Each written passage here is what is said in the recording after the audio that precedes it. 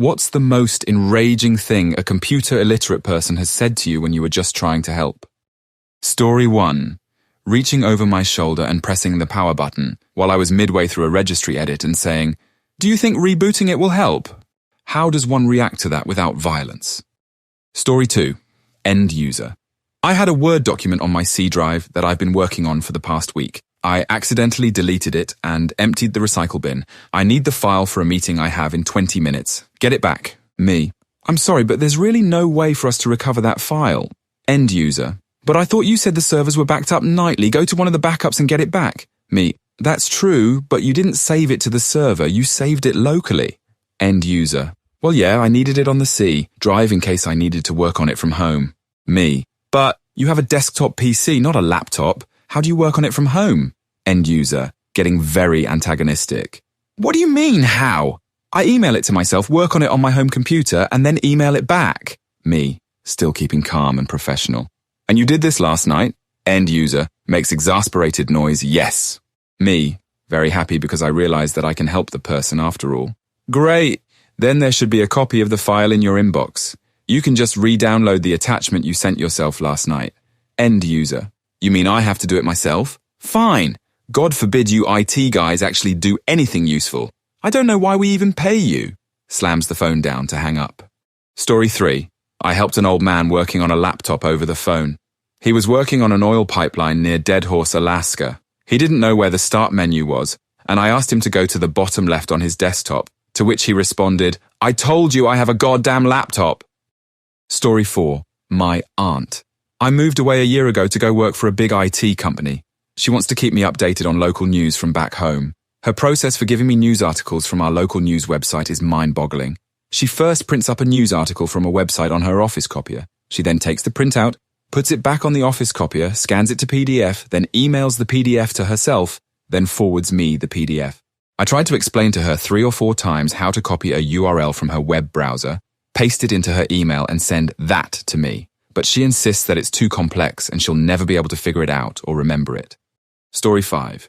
My boss calls everything from our website to our printer database. We do in fact have a document database that we use, so every time there she has an issue, I have no freaking idea what she's talking about. I can't connect to the database equals can't print. The database crashed, were we hacked equals computer unplugged.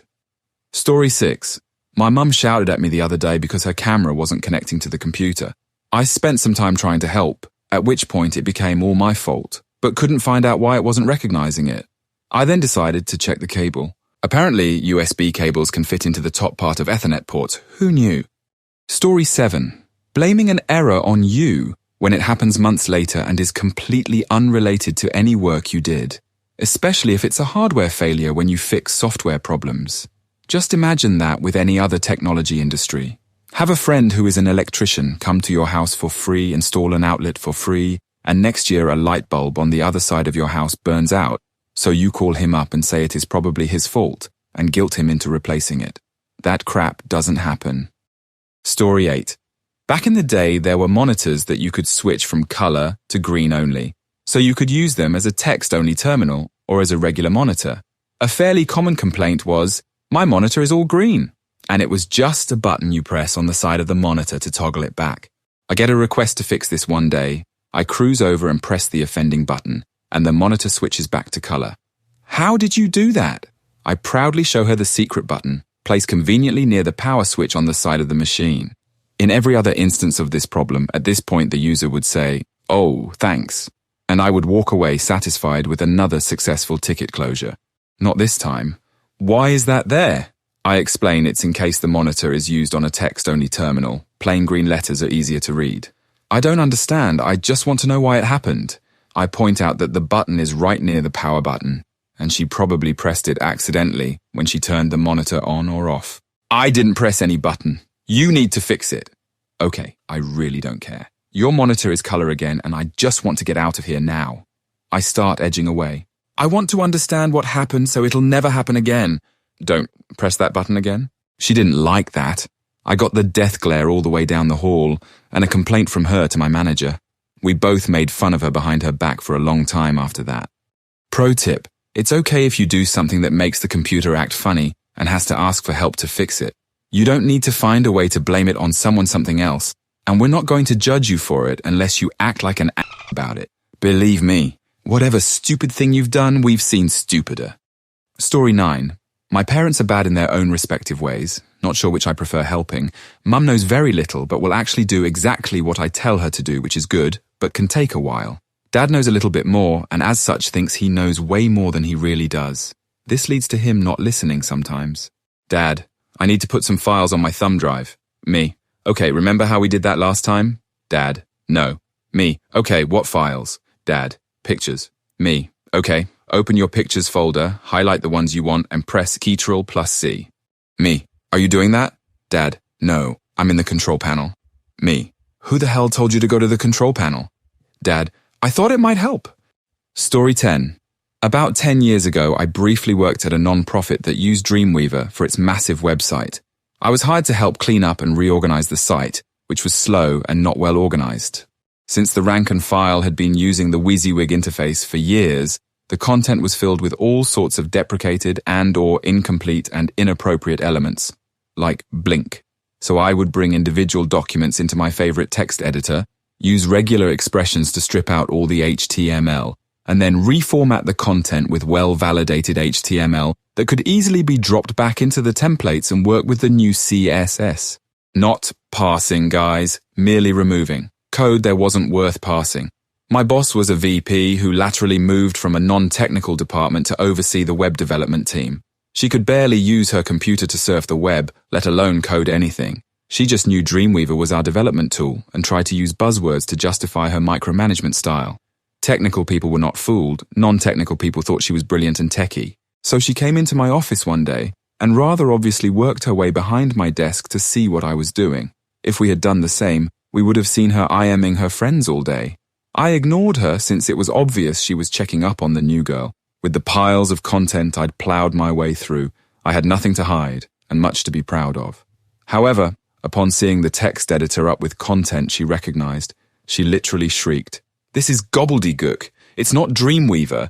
The entire web is written in Dreamweaver. Everyone knows that. Why did we hire you?" And even though I'd been there less than a month, that was the day I started looking for a new job. Story 11. Working as an intern many years ago in tech support, I was tasked with building my boss's new laptop. Once I was done, I handed it off to him, and he was gracious enough to give me his old one to use in return. I got back to my desk, cabled it up, and turned it on. Being in an office where everyone had static IPs, and I had configured his new system exactly the same as his old one, I received the Windows 95 pop-up that someone had the IP I was trying to use and I couldn't have it. My boss, meanwhile, got a pop-up that said someone was trying to use his IP address, but it would not be permitted. No big deal. I switched the IP address on my side and dropped by the boss's office to tell him to click OK and just ignore the mistake. 3 days pass. I am called into my boss's office. He asked me to take a seat and just stares for what seemed like a full minute. I finally spoke up. "Is something I know what you've been doing. Excuse me. If you confess, I won't fire you." "What? I know you've been stealing my email." What? I haven't been. You took my address and you've been stealing my email. Your ass is fired for this. I got him to calm down long enough to explain that no, the IP conflict would not permit me to steal his email, password required, mail identity and client, etc., etc. Being the dumb intern I was, I figured the technical explanation would suffice, and the misunderstanding would be happily resolved and life at the office would continue. My boss stood up, knocked over a mug of pencils, and screamed at the top of his lungs, "You're a goddamn liar. I'm an important person, damn it, and I haven't gotten an email from the outside world in 3 days because you have been stealing them." So I did what I thought made perfect sense and sent him an email from my personal email account that resided outside the office. It showed up in his inbox a minute later. "You rigged it to do that on purpose. You made it to let your email through while you are still stealing all my important messages." That ended up being a really long day. And yeah, he just hadn't had anyone send him an email from outside the company in a few days. Story 12. I'm an old-timer who started making a living fixing computer hardware in a 68 and OS troubleshooting in a 76. Can you even imagine the level of expertise I encountered in the field? Here's what I learned. No matter how many times you're right, your credibility will never increase with the technically illiterate. And it's no better now. Every PC problem is a virus until proven otherwise, except the failures that are caused by Windows. even if the problem is the printer is smoking. All problems are caused by the last thing they did, even if the last thing they did was eat a cookie in the break room. No one knows everything, but some of us know nothing. Word. Story 13. Where's all my stuff?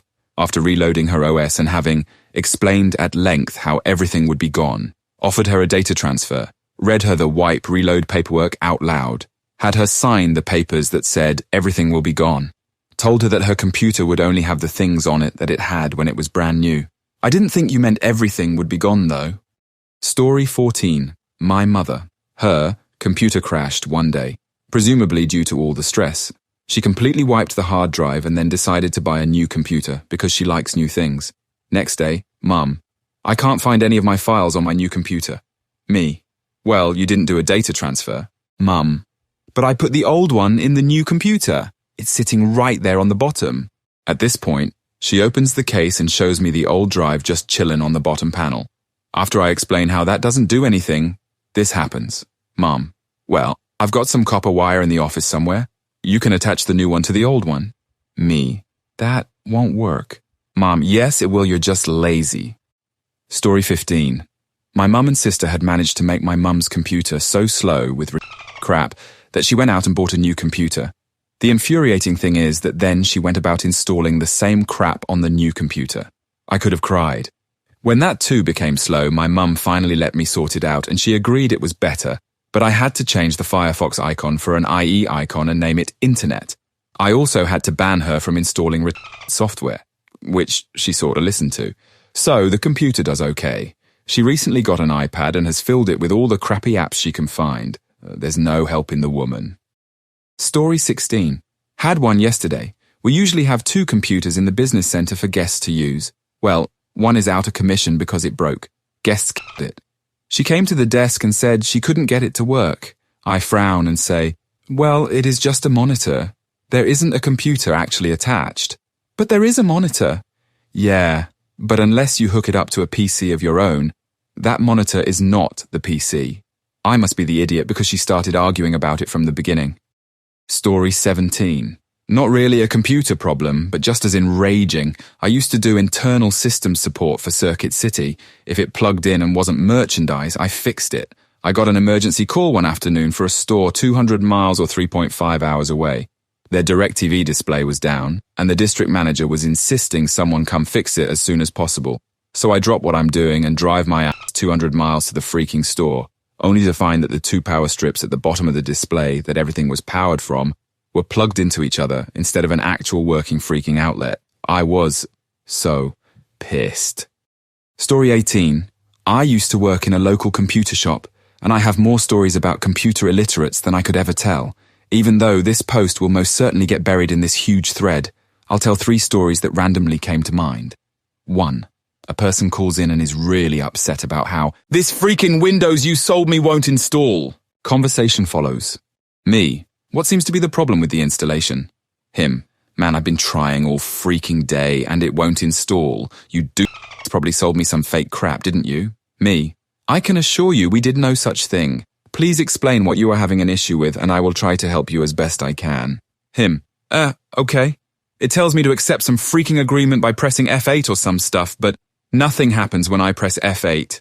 Me. Do you have a button on your keyboard called F-lock? Him. Let me look around. Yeah, I do. What now? Me. Press it. Him. Okay, what now? Me. Now press F8. Him. Are you a wizard? 2. A middle-aged woman calls in and has a problem with her computer. After about 10 minutes of trying to help her over the phone, I still can't even begin to comprehend what her problem actually is, because she hasn't got a freaking clue herself and can't explain it. I just tell her to bring the computer in and let us look it over to see what's wrong. About 2 hours later, she shows up at the shop and comes in asking for help unloading her car. I figure I'll be nice and help her even though it isn't really my job. When I come out to her car, I see she has stuffed it with everything connected to her computer. We're talking CRT monitor, keyboard, mouse, printer, scanner, speakers, mic, etc. Before explaining to her we only need the actual computer, I jokingly ask her why she didn't bring her computer chair and table. She takes it completely seriously and asks if she needs to go back and get it. 3. Some guy calls in and is pissed about how the memory he bought from us and installed on his computer isn't showing up. After a while of trying to ask him how he actually installed it on his computer, and only getting the response, "I put in the computer," I just tell him to bring the computer in and let us have a look. When he brings it in, I open it up and see the RAM stick just laying there on the bottom of the case. True to his word, he actually had just put it in the computer. Story 19. Here's my favorite story. I fixed my in-laws' computer, removed hundreds of viruses plus spyware plus malware, plus fixed thousands of entries in the registry. Even asked them if they wanted me to fix the resolution, as they had it at 640 x 480 or something. Well, obviously, first they complained that I made their font small, so I unfixed the resolution and colors. A while later, the dad calls and demands we drive 3 hours each way on a weeknight to fix his computer. The printer isn't working. The home phone is dead. He was in a rage. His wife locked herself in the bedroom. The sis-in-law was crying. Yada, yada. We tell him to call the phone company and maybe we can help on the weekend. 2 days later, the phone guy shows up, unplugs the printer's USB cable from the phone jack, and everything works. Story 20. Graphics studio, server down, deadlines being blown. After 3 hours of intervention, I'm minutes away from restoring full service, when one of the old biddy art directors keeps asking me questions about how this possibly could have happened. At a certain point, I decide I'm close enough to restart that I can ignore her harangues and explain with some degree of sanity what happened.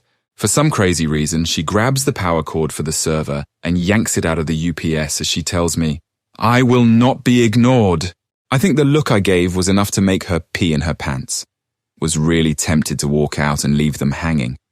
Story 21. Customer. My keyboard feels like there is electricity shooting out of it. I feel like I'm about to get electrocuted. Touch keyboard, check wires. Me. Okay. I mean, it feels like a normal keyboard to me. It's fully functional, and I believe it's relatively impossible for a keyboard to shoot electricity at you. Customer, can I just get a new keyboard? I would really feel much safer. Me, astounded by the amount of stupidity coming from one person. Sure, let it be known that this was not just a ploy to get a new keyboard. This was one of the dumbest people I have ever encountered in my entire life. Story 22. A couple of years ago, I was helping this lady over the phone. She told me she was trying to get her web pages onto her new laptop. It took me a couple of minutes to find out that she was in fact attempting to transfer her IE favorites from her old computer to the new one she just purchased. I almost crapped myself when, upon further inquiry, I discovered she was trying to accomplish this by printing out pictures of websites and scanning them into her new computer. When I tried to explain to her that this wasn't the best way to accomplish this task, she insisted I transfer her to someone who knew what they were talking about and was familiar with this process. Story 23. Me. Show me exactly how you caused the problem to occur. Them. Why can't you do it? You're the computer expert. Story 24. 200 unread emails? No wonder this thing is so slow. Dad, those aren't stored on the computer, and they're text files. And having stuff on the hard drive only hurts it if it's almost completely full. No, idiot, it's the emails. Delete them or I'm taking away your computer. It really stung to be called an idiot by my dad when he was literally talking out of his ass and was entirely wrong. The best one was when his, really mine on loan, laptop got a virus. Look, the hard drive is completely full. It still had like 20 out of 80 gigs left. Delete all that. Dad, those are my music and movies. I'm not removing them from my computer. And look, this is one of those viruses that pretends to be antivirus software. That's the problem. He proceeded to yank the computer out of my hands, rush into another room, and delete my user account. He then tried a defrag and asked for my help when it wasn't going very fast. I pointed out to him, look, this virus is still on the computer. That's the problem. He ended up buying a new computer which he didn't let me touch, because I obviously broke the one I lent to him. He had a virus a few weeks later from surfing with no antivirus, and I didn't even bother helping him. Story 25. I know you folks at Best Buy are always trying to confuse people like me. I don't want to hear any crap, just show me where the discs of the internet are. Discs? Ma'am, I don't quite understand. Do you already have a provider? Or, cut the crap! Just show me where I can get a disc of the internet. In the aisle next to car stereos, ma'am. Circa 2006.